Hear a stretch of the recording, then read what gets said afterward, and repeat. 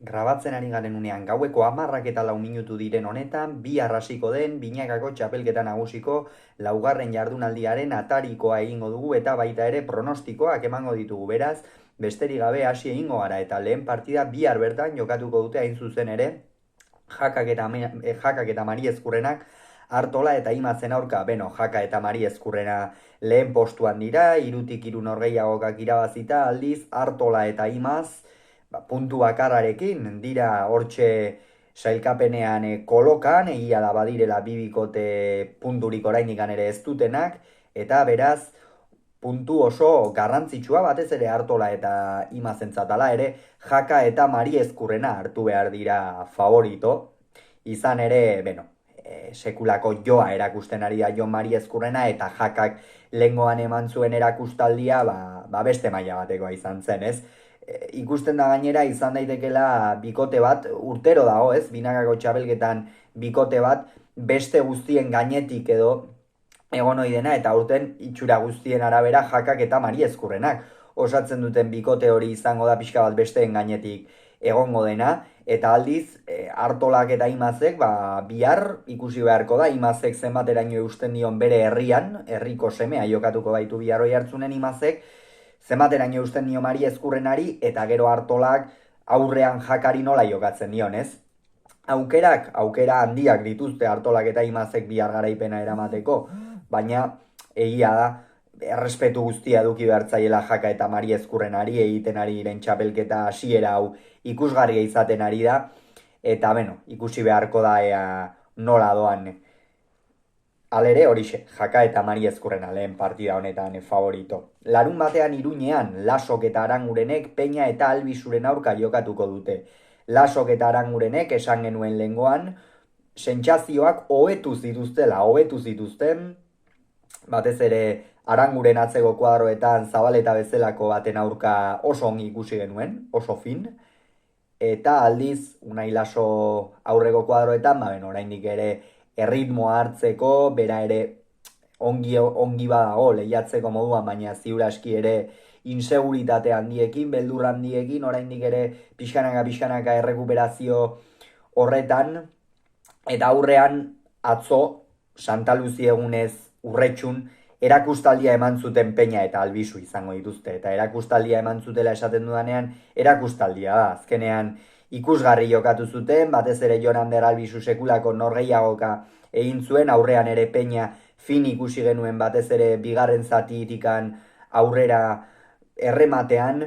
eta hemen urdinen alde egin behar da, baina Lasok eta Arangurenek sentsazioak berreskuratzen badituzten, ikuste gora egin dezaken bikotea dela, eta uste dut larun batean hala ere ez dutela euren lehen puntua eskuratuko, eta Peñak eta Albizuia da, 3. lukete eskuratzen baldin badute. Bartzelonan gaurkoan jakin dugu, Jokin Altuna Bartzelonan berragertuko dela, lauterdiko final horretan badakigu, sorbalda horrekin ez zuela oso ongi bukatu, horren ondorioz 3 asteko etena egin du Amezketarrak, ziur aski oso ongi etorri zaion etena izan da, eta Bartzelonan jokatzeko egongo denez, nik uste ongi dagoelako, baina behar bada oraindik ere ez, Unai Lasorekin bezala, naiz eta ez denain lesio luzea izan, Unai Lasorekin bezala, pazientzia eduki beharko da Jokin Altunarekin. Eta ez dago erraza antzematen, ziur aski gorrien aldeko autua egin daiteke, autua egin beharko litzateke, behintzat, hasiera batean Jokin Altunaren egoera intrigatxu horretan, ez? Baina nik uste Ezkurdia eta Tolosaren alde hala ere partida oso irekia, eta Altunak eta Martijak lehen puntua eskuratzeko testu inguru egokia, iruditzen zait.